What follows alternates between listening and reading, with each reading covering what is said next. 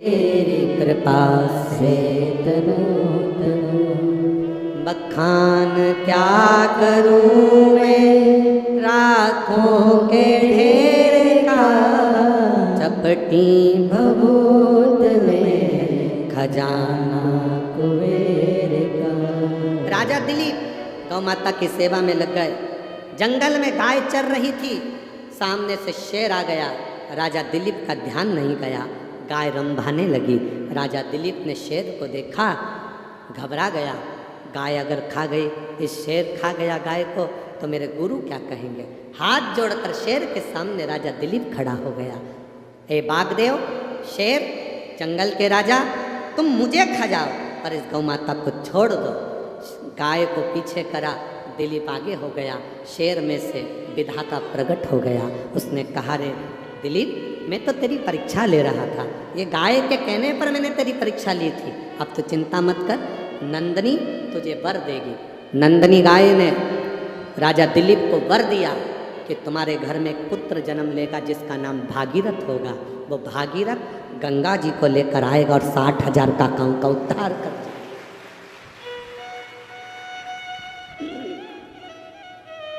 गौ माता की कृपा से भागीरथ जैसा पुत्र हुआ।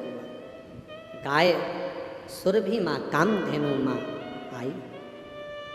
बैकुंठ से वापिस सुरभि माँ आ गई। कामधेनु बैकुंठ से वापिस आ गई, अपनी माता बिरणी के साथ में रहने लगी। कभी कन्या के रूप में रहती है, कभी गौ माता के रूप में रहती है। कभी सुंदर स्त्री के रूप में रहती है, कभी गौ माता के रूप में रहती है। कभी पूरा शरीर गाय का बना लेती है, मुख स्त्री का बना लेती है। आप लोगों ने ऐसा फोटो देखा है गाय का? कभी गौ माता का कभी ऐसा फोटो देखा है? शरीर पूरा गाय का और मुख स्त्री का। कभी पूरा शरीर गौ का बना लेती है और मुख स्त्री का बना लेती है। ऐसा सुंदर रूप धरकर सुरभि कामधेनु भ्रमण करती है। भ्रमण समय आए,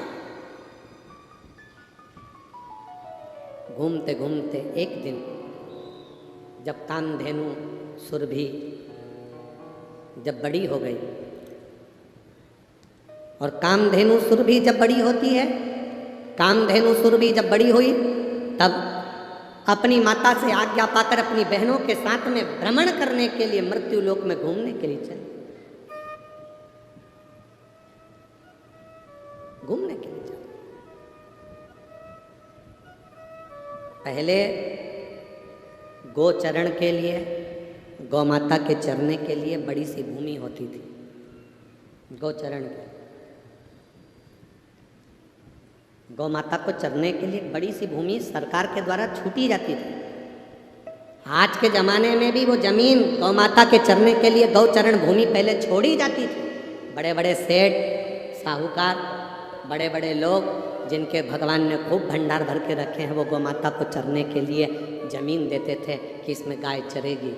पर धीरे धीरे ज़मीन की कीमत बढ़ती गई, बढ़ती गई, बढ़ती गई, तो जो सरकार गाय के चरने के लिए ज़मीन छोड़ती थी उस पर भी लोग कब्जा कर लेते हैं और अपना घर बना कर बैठ जाते हैं। गाय के हिस्से को भी लोग अपना हिस्सा मानकर खा जाते हैं। गौ माता के हिस्से को भी खा।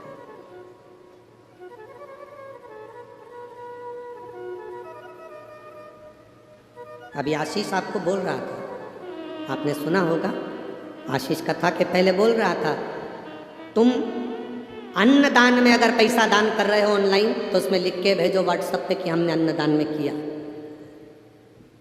तुम मंदिर निर्माण में दान कर रहे हो तो मंदिर निर्माण का लिख कर भेजो कि मंदिर निर्माण में दिया। तुम गाय के कन्यादान में अगर दान कर रहे हो कि आज एकादशी है, गौ माता का विवाह हो रहा है तो उसके दान में कन्यादान में देना है, तो वो लिख कर भेजो कि कन्यादान में दिया। कम से कम तुमने जो कन्यादान में दिया, हम उसको उठाकर जो नई गौशाला का निर्माण हो रहा है उस गौशाला में तुम्हारी तरफ से लगा दे, जिससे लगे कि कन्यादान आया था तो यहाँ लगा। गौ माता के चारे के लिए दिया है तो चारा लिख कर भेजो कि हमने चारे के दिया, जिससे चारा खा सके।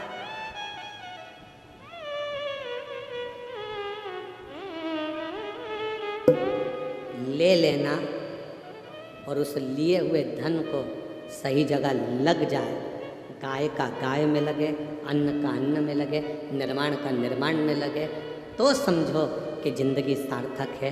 मालूम पड़े ले लो और बाद में फिर भोगना पड़े तो ज़िंदगी नरक जैसी निकलती हो, ज़िंदगी सार्थक नहीं। बहुत सोचना पड़ता है, समझना पड़ता है, कुछ सहजता नहीं है हमारा। सुरभि गाय कामधेनु भ्रमण करने निकली, अपनी बहनों के साथ जा रही थी। कश्यप ऋषि स्नान कर कर संध्या करने के लिए बैठे थे और सुरभि कामधेनु निकल कर जा रही थी। आज गाय के रूप में सुरभि कामधेनु जा रही थी और इतना उसने क्या देखा सुरभि कामधेनु ने कि कश्यप ऋषि बैठकर संध्या कर रहे हैं, आराधना कर रहे हैं, प्रभु की भक्ति कर रहे हैं, आराधना कर। अब भक्ति का फल खाली जाता है क्या? आप लोग यहाँ बैठकर श्री शिवाय नमस्तुभ्यं बोलते हो, इतने लाखों लोग एक साथ भगवान शंकर का नाम लेते हो तो वो खाली जाता है क्या? नहीं।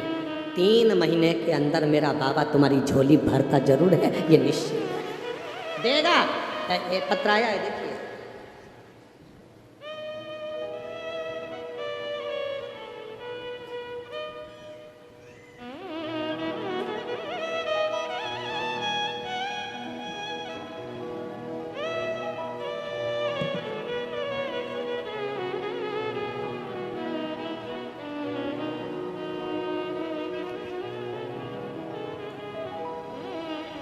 मेरा नाम सुरेखा साहू है, पति का नाम नीतू कुमार, सुंदर नगर भिलाई से आए। आप ही हैं? दोनों हाथ हिला दो एक बार। श्री शिवाय नमस्ते। एक लोटे जल का क्या महत्व होता है गुरुजी, मैं बताऊं। किसी को हमने पैसे दे दिए थे, वो पैसा हमारा वापस नहीं कर रहा था और वो पैसे लेकर कहीं चला गया। ढूंढते रह गए, वो मिला नहीं। सालों निकल गए, वो पैसा नहीं दिया उसने, क्योंकि वो खुद भी कहीं चला गया था। अब करें तो करें क्या? तब किसी ने कहा, पंडाल में बैठकर कथा सुनने पर अपना नाम और गोत्र बोलकर, कथा के पंडाल में जब श्री शिवाय नमस्तुभ्यं महाराज बोले और बोले सब दुख काटो बाबा, तब अपने दिल की बात, अपना नाम और गोत्र बोलकर बाबा से अपने मन की बात कहना वो सुनता है। हम उज्जैन की कथा में पहुंच गए। जब आप उज्जैन में कथा कर रहे थे तब हम उज्जैन की कथा में पहुँचे। सफ़ेद पुष्प हाथ में लेकर बाबा से प्रार्थना कर कर, अवधूतेश्वर महादेव का नाम लेकर हमने बाबा से प्रार्थना करी। कथा के पंडाल में बाबा से कहा, बाबा हमारा पैसा खाकर कोई चले गया, साल भर हो गया, वो मिल भी नहीं रहा और पैसे भी नहीं मिल रहे, आप कृपा करो ना बाबा, जिंदगी की पूरी पूंजी ले गया बाबा, आप दिलवाओ ना। कहकर हम वापिस आ गए। 15 दिन निकले थे गुरुदेव और मोबाइल पर एक मैसेज आया कि आपका पैसा मुझे देना है, और दूसरे दिन उसने मोबाइल से पैसा ट्रांसफ़र कर दिया और हमारे पास आ गया। हम बाबा को यहाँ प्रणाम करने के लिए आ गया पैसा। एक बार दोनों हाथ हिला दो। श्री शिवाय नमस्ते। बैठिए। शिव तत्व की प्राप्ति इसी को कहते हैं बाबा, शंभु इसी को, ये शिव है और घड़ी शंकर। एक पत्र बड़ा सुंदर आया, देखिए।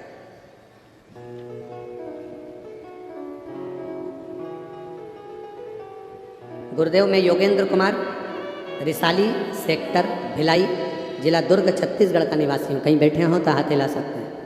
योगेंद्र कुमार, रिसाली सेक्टर भिलाई, जिला दुर्ग, छत्तीसगढ़ का निवासी। गुरुदेव, मैं आर्मी में था। 17 साल भारतीय थल सेना की नौकरी कर कर सेवानिवृत्त हुआ। सेवा छूटने के बाद 17 साल बाद जब मैं घर आ गया, 1 साल पूरा निकल गया, अप्लाई करता रहा कि कहीं सरकारी नौकरी मिल जाए। 2 साल निकल गया, कहीं सरकारी नौकरी निकल जाए, मिल जाए। 3 साल निकल गया, सरकारी नौकरी नहीं मिली। 4 साल निकल गए, सरकारी नौकरी नहीं मिली। तब किसी ने कहा, गुरुदेव, एक तो हम मिलिट्री में नौकरी कर रहे हैं तो विश्वास जल्दी उत्पन्न नहीं होता, पर किसी ने कहा टीवी पर कथा आती है, आप आसन लगाकर कथा को सुनो और टीवी के सामने ही बाबा से विनती करना। जब बीच में श्री शिवाय नमस्तुभ्यं बोला जाए तब दिल की बात कहना। 4था साल था बाबा, नौकरी नहीं मिल रही थी।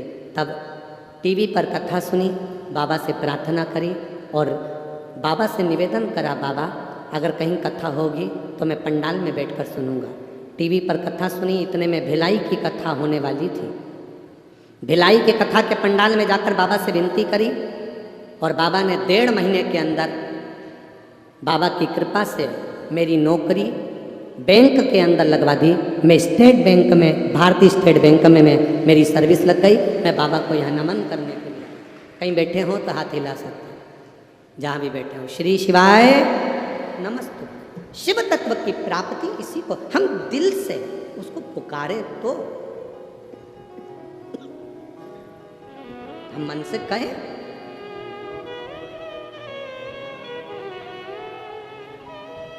खाली न जाता कोई दर से तुम्हारे, खाली न जाता, आप भी बोलिए, दर से तुम्हारे मैं भी खड़ी हूँ नंदी बाहें पसारे, अपने हृदय से लगा लो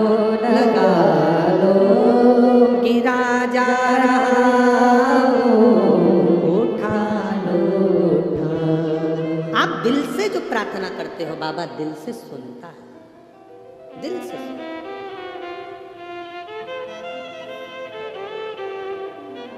एक शरीर में हमारे किसी के शरीर में गठिया रोग हो जाता है, शरीर अकड़ने लगता है, किसी के बच्चेदानी में गठान पड़ जाती है, किसी के फेफड़ों में गठान आ जाती है। कभी मौका मिले तो 26 अक्टूबर से जो अहमदाबाद गुजरात में जो कथा होगी 2 बजे से 5 बजे तक टीवी पर आएगी, उसको सुनना। जिसने शरीर में अगर रोग हो तो केवल प्रेम से एक सफ़ेद फूल लेकर कथा को सुनना और वो पुष्प शंकर जी के मंदिर में भेज देना। उसके 15 दिन में शरीर के रोग में अंतर आया कि नहीं आया, जांच कराकर जरूर बताना कि अंतर मिला कि नहीं। उस कथा का नाम जो अहमदाबाद गुजरात में जो कथा होगी 26 अक्टूबर से, उसका नाम हमने चंद्रशु महापुराण की कथा दी। रोग मुक्ति के कैसा भी रोग उसका फल क्या होता है। सुरभि घूम रही थी, कश्यप मुनि को देखा, कश्यप बाबा को देखकर, कश्यप ऋषि को देखकर, सामने बैठे हुए कश्यप बाबा संध्या कर रहे थे। सुरभि उनकी आराधना को देखकर प्रसन्न होकर उसने अपने दूध को पृथ्वी पर गिराया। जैसे ही सुरभि माता का दूध, गौ माता का दूध, कामधेनु का दूध पृथ्वी पर गिरा तो उसकी गंध बहते बहते कश्यप ऋषि के सम्मुख में पहुंच गई, कश्यप बाबा के सामने पहुंची।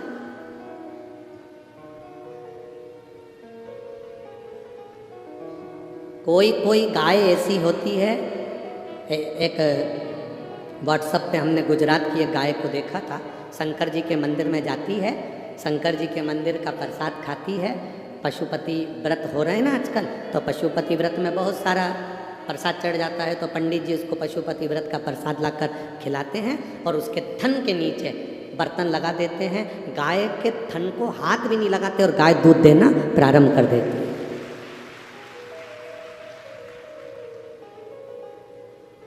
ऐसी कैसी हमारी भी सीहोर गौशाला में राधा है, उसका नाम है राधा, वो भी ऐसी है। बस गौशाला में हम पहुँचे और आवाज़ लगाया राधा, जो राधा कहा तो जब अगर हमारे तो वो ग्वाले उन कहते हैं गुरुजी आप राधा मत बोला करो, पूरा दूध निकाल देती है पत्थर पर। राधा जब बोला करो जब हम बर्तन नीचे लगा दें, तो जैसे ही चमके चिल्ला दिया राधा, और बस उसने देखा और दूध की धार लगा।